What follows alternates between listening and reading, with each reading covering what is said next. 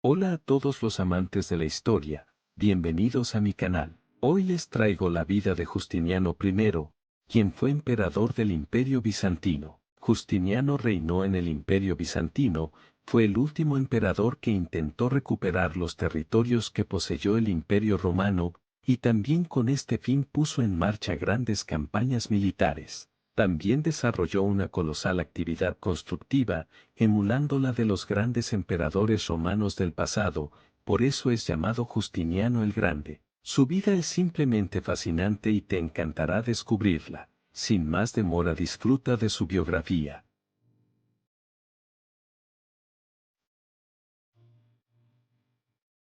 Justiniano I, o Justiniano el Grande, nació el 11 de mayo del año 482, en Taurecio, una pequeña población de Iliria, actualmente parte de Macedonia del Norte. Fue hijo de Sabatius y su esposa Vigilantia Sabatius. Su madre era hermana del emperador Justino I, quien en ese momento aún no era emperador. Su tío, el emperador Justino I, fue un guardaespaldas imperial, que alcanzó el trono a la muerte de Anastasio en el año 518. No se sabe gran cosa de los primeros años de Justiniano, pero sabemos que su tío Justino lo adoptó y lo llevó a Constantinopla para garantizar su educación. Pero los detalles de esta época temprana se desconocen. El cronista Juan Melales, contemporáneo de Justiniano, describe su apariencia indicando que era de baja estatura, de pelo rizado, cara redondeada y atractivo. Otro cronista contemporáneo, Precopio, compara su apariencia con la del emperador tiránico Domiciano, aunque en este caso es probable que se trate de una calumnia. Avanzó en su carrera militar con gran rapidez, y se abría ante él un gran futuro cuando en 518 el emperador Anastasio falleció. Justino fue proclamado nuevo emperador, con una significativa ayuda de Justiniano. Durante el reinado de Justino, Justiniano fue el confidente más cercano al emperador. Justiniano mostró mucha ambición, y se cree que funcionó como virtual regente mucho antes de que Justino lo nombrara coemperador el 1 de abril del año 527, aunque no existen evidencias que constaten a ciencia cierta esta opinión. Cuando Justino comenzó a mostrar síntomas de senilidad a finales de su reinado, Justiniano se convirtió en el gobernante. Justiniano fue nombrado cónsul en el año 521, y más tarde comandante en jefe del ejército de Oriente. A la muerte de Justino I, el 1 de agosto del año 527, Justiniano se convertiría en el único soberano del imperio. Como gobernante, Justiniano demostró gran energía. Era conocido como el emperador que nunca duerme, debido a sus hábitos de trabajo. En cualquier caso, parece que era una persona amigable y cercana. La familia de Justiniano procedía de un entorno provincial y no muy elevado, y por ese motivo no basaba su poder en la aristocracia tradicional de Constantinopla. En su lugar, Justiniano se rodeó de personas de extraordinario talento, a los que elegía no tanto por su origen aristocrático sino por méritos propios.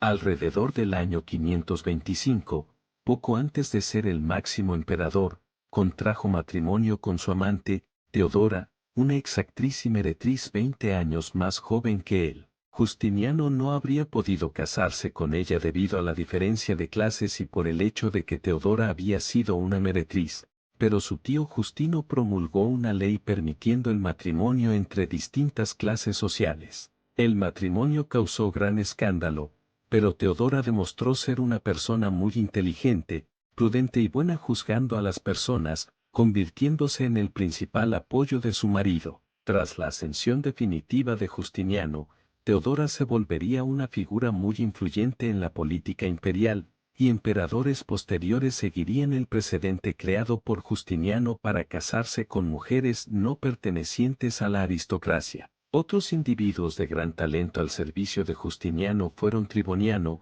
su asesor legal, Pedro el Patricio, diplomático y cabeza de la burocracia de palacio, sus ministros de finanzas Juan de Quepedousche y Pedro Barcime, que lograron recaudar impuestos con gran eficiencia, financiando los proyectos y guerras de Justiniano, y finalmente grandes generales como Belisario o Narcés. Desde su coronación como emperador, Justiniano se alejó de los elementos tradicionalistas de Constantinopla, adoptando un estilo autocrático de gobierno. Para cimentar mejor su poder en solitario, las antiguas ceremonias romanas fueron eliminadas. La institución del consulado, de la que había disfrutado él mismo unos años antes con orgullo, fue abolida en el año 541. El gobierno de Justiniano no estuvo exento de oposición. A comienzos de su reinado estuvo a punto de perder el trono por culpa de los disturbios de Nicea, y se descubrió una conspiración contra su vida instigada por hombres de negocio insatisfechos con su gobierno avanzado y su reinado,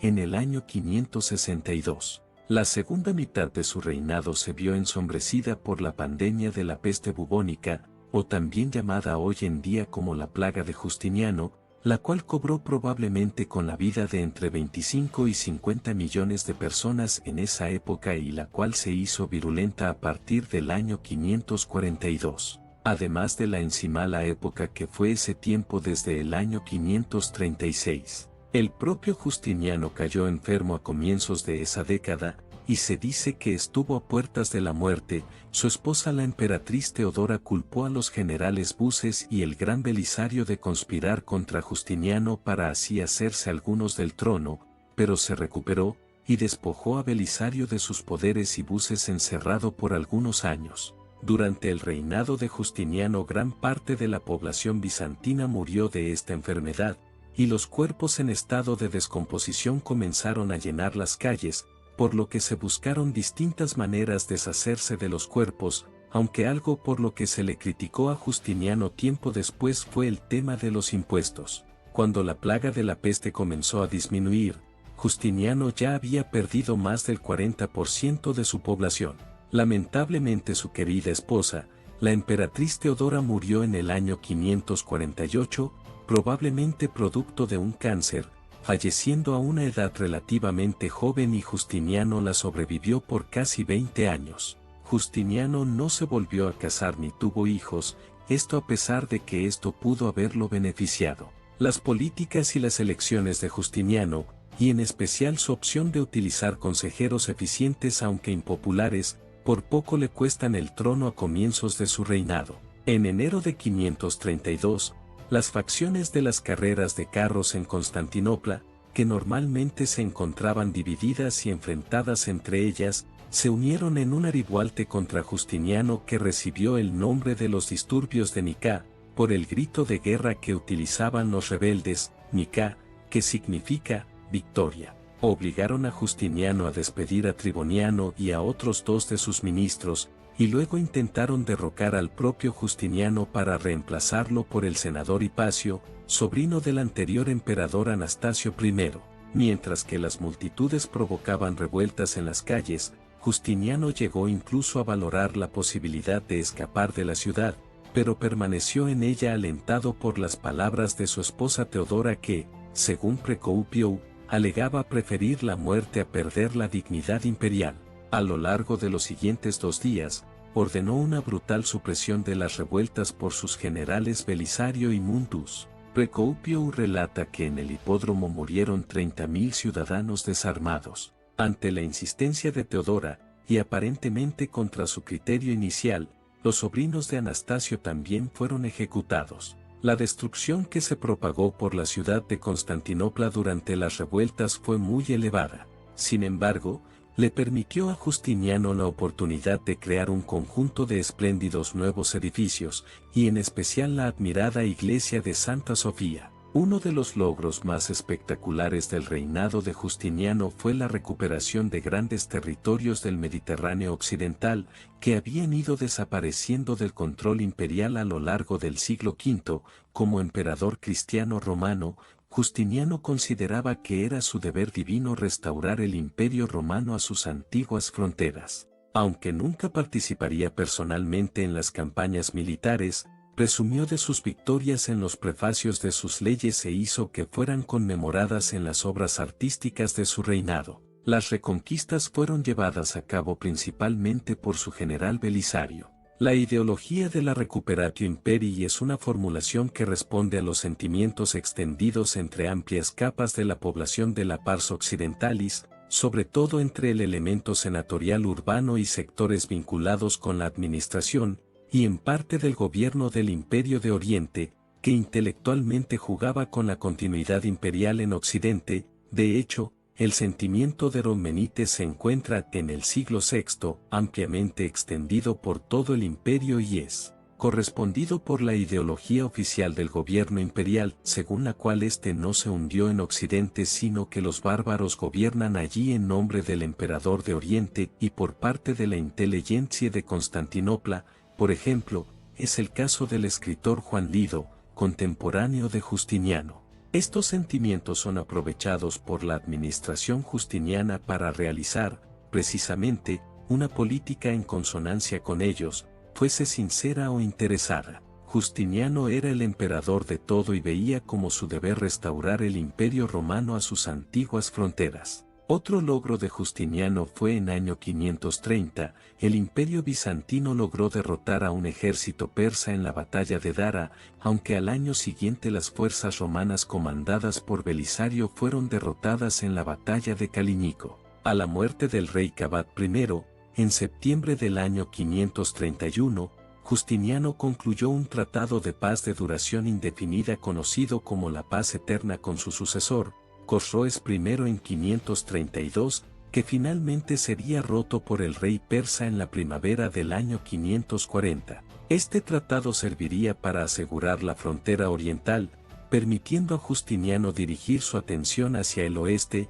en donde los pueblos germánicos de religión arriana se habían asentado en los territorios del antiguo Imperio Romano de Occidente. En mayo de 530, el monarca probizantino Hilderico fue depuesto por su primo Gelimer aduciendo que su falta de personalidad habían llevado a los vándalos a ser derrotados por las tribus moras. Las protestas de Justiniano para que Hilderico pudiera regresar a Constantinopla no fueron escuchadas, por lo que preparó con cuidado una campaña que debía combinar eficacia militar y sobriedad de costes. Juan de Quevedo-Usche, responsable de las finanzas del imperio y opuesto a la guerra, accedió al final a llevar los gastos de la campaña de una forma rígida. Belisario, el general más brillante de Oriente, fue el encargado de llevar las armas. La decisión de atacar el reino vándalo coincidió con la aparición en este de una serie de debilidades. La simbiosis entre invasoras e invadidos no llegó nunca a consolidarse, lo cual generó hostilidades con los últimos. El miedo a revueltas internas había conducido a la desfortificación de los núcleos urbanos por miedo a que acogieran revueltas. A su vez, un general godo que regía Cerdeña en nombre del monarca de Cartago, pretendió con ayuda militar oriental gobernar de forma independiente, pero fue detenido por Gelimer antes de que dicha ayuda llegara. La flota oriental, compuesta por 92 dromones que escoltaban 500 transportes, abandonó los puertos de Constantinopla a mediados de junio del año 533 y, vía Sicilia, alcanzó las costas africanas al cabo de 3 meses, desembarcando en la ciudad de Capet Bade, en la actual Túnez, con un ejército de unos 15.000 hombres, más un número indeterminado de tropas auxiliares bárbaras. Belisario encontró escasa resistencia y venció a los vándalos, que habían sido tomados completamente por sorpresa en la batalla de Ade de Simum, el 14 de septiembre del año 533. Más tarde volvería a derrotarles en la batalla de Tricamerón, en diciembre, tras la cual Belisario tomó la ciudad de Cartago. Gelimer, temeroso de que entronizaran al depuesto rey, había ejecutado a Hilderico antes de la caída de Cartago y huyó a los rebordes montañosos en el monte Papua, en Numidie. Finalmente optó por entregarse a finales de marzo de 534. Belisario lo condujo hasta Constantinopla, donde el general fue recibido con grandes honores y hasta con la celebración de un triunfo romano, ceremonia que durante siglos había estado reservada al emperador. La provincia fue anexionada al imperio. Las islas de Cerdeña, Córcega, las Islas Baleares y la fortaleza de Ceuta, cerca del estrecho de Gibraltar, también pasaron al control bizantino en la misma campaña. Se creó una prefectura africana, centrada en Cartago, en abril del año 534, aunque se encontraría cerca del colapso durante los siguientes 15 años. envuelta en guerras contra los bereberes y motines militares. El área no sería pacificada completamente hasta el año 548, aunque permanecería pacificada a partir de ese momento durante mucho tiempo, llegando a disfrutar de cierta prosperidad. La recuperación de la provincia de África costó al imperio alrededor de 100.000 libras de oro. Al igual que ocurrió en África, los problemas dinásticos en el reino ostrogodo de Italia supusieron una oportunidad para la intervención militar del imperio bizantino. A la muerte de Teodorico el Grande, el control de la política ostrogoda cayó en manos de su hija Amalasuntha, la cual ejerció el poder en nombre del rey Niño Talarico, hasta que éste falleció el 2 de octubre del año 534. La regencia se caracterizó por un viraje político hacia Oriente, generando una fuerte oposición interna. La pronta desaparición de su hijo forzó a la regente a la búsqueda de un monarca formal, tras el que seguir moviendo los hilos del gobierno. El elegido fue Teodato, con el que contrajo matrimonio a fines del año 534. Sin embargo, Teodato hizo prisionera a la reina, encerrándola en una residencia en la isla Martana, en el lago Boulsine, en donde la hizo asesinar en el año 535, posiblemente a instigación de Teodora, que buscaba un casus belli para la intervención de Justiniano. Ese mismo año Justiniano daría 2 golpes de mano que le permitieron tomar Sicilia, al mando de Belisario y Dalmacia, por Ilírico Mundo. Teodato recurrió a una embajada papal, pero se envió una embajada imperial paralela al propio monarca ostrogodo para establecer un acuerdo secreto de cesión de Italia al imperio. Los diversos contratiempos que atravesaba el imperio en ese momento, como la ridualte de África y la recuperación de territorios por germanos en Dalmacia, indujeron a Teodato a romper el compromiso y a hacer frente a los ejércitos de Justiniano. Justiniano reorganizó la jerarquía militar para poder poner al frente de las campañas italianas a Belisario, ya que Mundo había fallecido en la ofensiva de Dalmacia. En su lugar se puso a Constantiniano, que recuperó la ofensiva en Dalmacia, preocupándose lo une y expulsando a los ostrogodos de la región. Belisario invadió Sicilia ese mismo año al mando de 7.500 hombres y avanzó dentro de Italia, saqueando Nápoles y capturando la ciudad de Roma el 9 de diciembre del año 536. Para entonces, Teodato había sido depuesto por su ejército, que eligió al rey Vitiges, comandante de su guardia personal, en su lugar. Este reunió un gran ejército y asedió Roma entre febrero de 537 y marzo de 538, pero fue incapaz de volver a tomar la ciudad. Justiniano envió a otro general a Italia, Narcés, pero las tensiones entre Narcés y Belisario dañaron el progreso de la campaña. Milán fue tomada, pero pronto fue recapturada y arrasada por los ostrogodos. Justiniano hizo volver a Narcés en 539, y para entonces la situación militar se había vuelto de nuevo en favor de los bizantinos, y en 540 Belisario alcanzó la capital ostrogoda de Rávena. Ahí recibió el ofrecimiento de los ostrogodos de ser proclamado emperador romano de Occidente, al mismo tiempo que llegaban al lugar enviados de Justiniano para negociar una paz que situaría la región al norte del río Po en control de los godos. Belisario fingió aceptar la oferta y entró en la ciudad en mayo de 540, para reclamarla en ese momento para el imperio. Entonces fue llamado de vuelta a Constantinopla, en donde acudió con Vitiges y su mujer Matasunta como cautivos. Belisario había sido llamado de vuelta a Constantinopla a la vista de una vuelta a las hostilidades con el imperio sasánida. Tras una ridualte contra el imperio en Armenia a finales de la década de 530, y posiblemente motivada por las súplicas de los embajadores ostrogodos, el rey Cosroes irrumpió la paz eterna e invadió el territorio romano en la primavera de 540. Primero saqueó Alepo y luego Antioquía, en donde permitió a la guarnición de 6.000 hombres abandonar la ciudad, asedió Dores, y después se dirigió a atacar al pequeño, pero estratégicamente significativo reino de Lásica, cerca del Mar Negro, obteniendo tributos de las ciudades que iba dejando atrás. Obligó a Justiniano a pagar 5.000 libras de oro, más 500 libras anuales adicionales. Belisario llegó a Oriente en 541, pero, tras algunos éxitos, fue llamado de nuevo a Constantinopla en 542. Los motivos de su llamada se desconocen, aunque pudo haberse debido a que a la corte imperial llegaron rumores de deslealtad por su parte.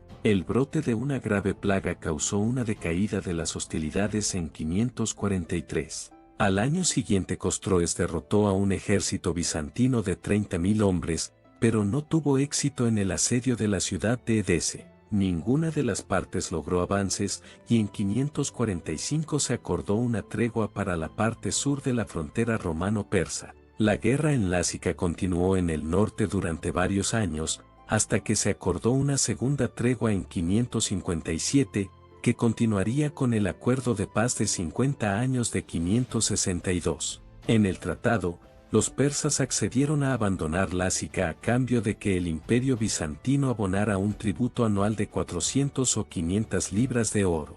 La situación en Italia empeoró mientras el esfuerzo bélico se centraba en Oriente. Los ostrogodos, dirigidos por los reyes Hildibaldo y Erarico, ambos asesinados en el año 541, y, especialmente, por Tetile, consiguieron rápidos avances. Tras su victoria en la batalla de Faventia en 542, reconquistaron las principales ciudades del sur de Italia y pronto dominaron la mayor parte de la península. Belisario fue enviado de vuelta a Italia a finales de 544, pero carecía de tropas suficientes para dar la vuelta a la situación.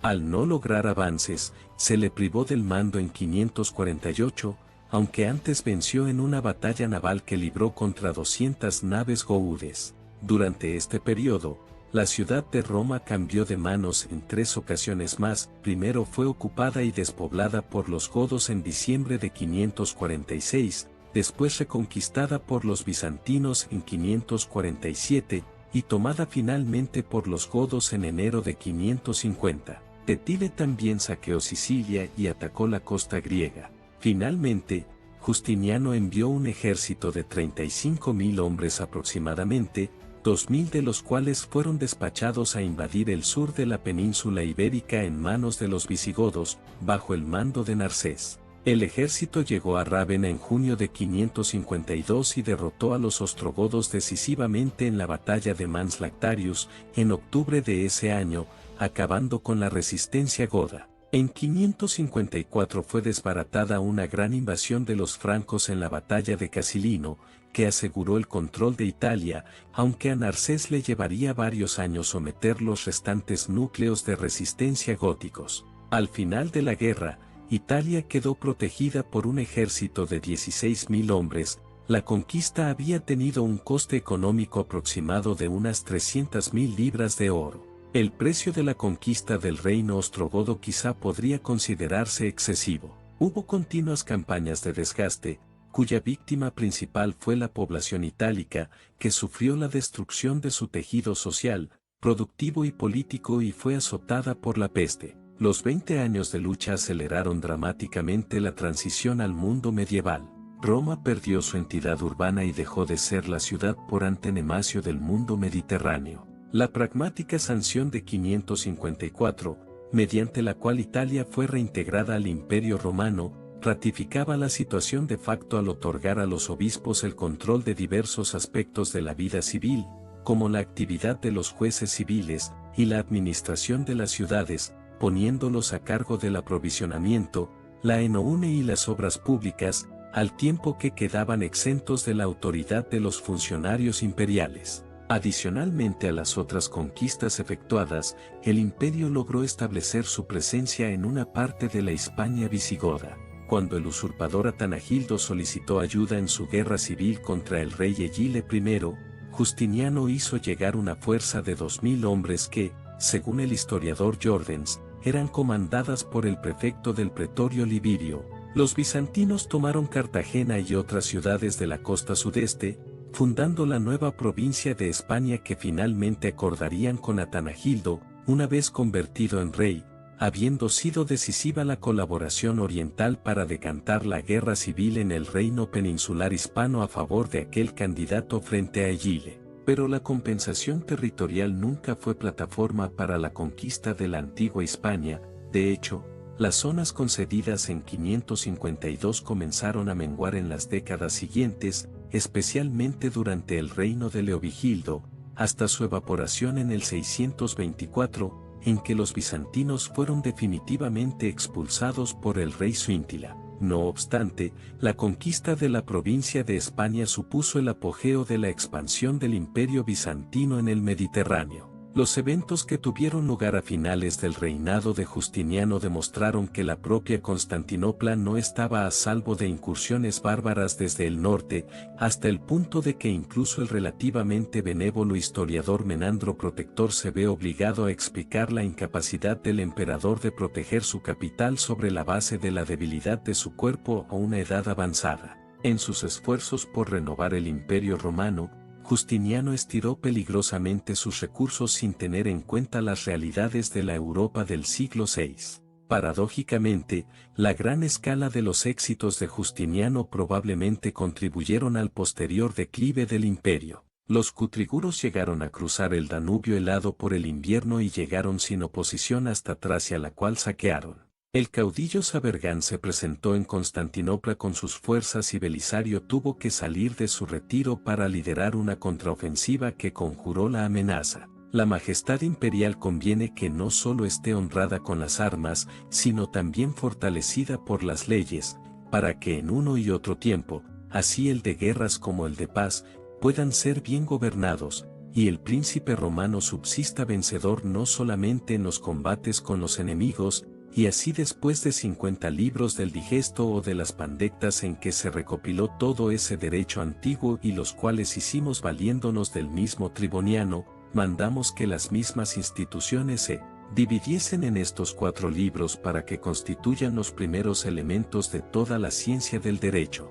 Justiniano obtuvo gran fama a raíz de sus reformas legislativas y en especial a raíz de la revisión y compilación de todo el derecho romano. Partiendo de la premisa de que la existencia de una comunidad política se fundaba en las armas y las leyes, Justiniano prestó especial atención a la legislación y pasó a la posteridad por ser el inspirador del Corpus Iuris Civilis. La intención de este código era recopilar una serie de leyes de la jurisdicción romana y armonizarla todo lo posible con la cristiana a fin de crear un imperio homogéneo. Su pensamiento circundó, durante toda su actividad como emperador, en la idea del poder imperial sustentado por la gracia divina, es decir, que el emperador era el representante de Dios sobre la tierra. La monumental compilación del derecho romano, realizada al inicio del reinado del emperador, en lengua predominantemente latina, concluye la evolución jurídica del derecho de Roma. Sobre ella se efectuarán los renacidos estudios romanísticos. La totalidad de la obra legislativa de Justiniano se conoce hoy en día como el Corpus Iuris Civilis. Está compuesto por el Codex Justinianus, el Digesto o Pandectas, las Institutas y las Novellae. Las Institutas de Justiniano serán la conclusión de reiterados intentos previos en reunir el derecho vigente en un cuerpo legal, recogiendo tanto las Ligis como los Iura. Colaborarán en tal emprendimiento las escuelas de Berito y Constantinopla, a través de juristas integrantes de ellas. Por la Constitución Aequae Necesario, del 13 de febrero de 528, el emperador Justiniano nombra una comisión a la que le encarga realizar un código, utilizando los anteriores, Gregoriano, Hermogeniano y Teodosiano, así como las constituciones posteriores. Tenían la facultad de modificar las constituciones reuniendo varias en una, o dividiéndolas conforme a las materias, según hubieran sido derogadas o no respondieran a las necesidades. La tarea fue breve y se publicó el código el 9 de abril del año 529,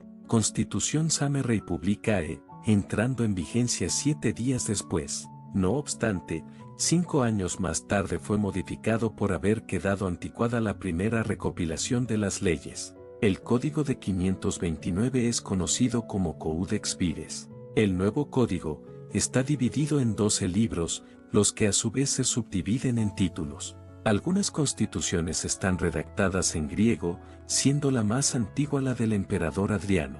El primer libro trata de derecho eclesiástico y público en general, del segundo al octavo de derecho privado, el noveno de derecho penal y el procedimiento correspondiente, los últimos de derecho administrativo. Al sancionarse el Código del año 529, se dispuso la prohibición de recurrir a códigos y novelas anteriores. Así, en la Constitución Códice confirmando, Justiniano tuvo un reinado bastante largo de 38 años, aunque lamentablemente murió el 14 de noviembre de 565, a la edad de 83 años, en Constantinopla. Tras su muerte lo sucedió en el trono Justino II, hijo de su hermana Vigilantia. El cuerpo de Justiniano fue enterrado en un mausoleo en la iglesia de los Santos Apóstoles.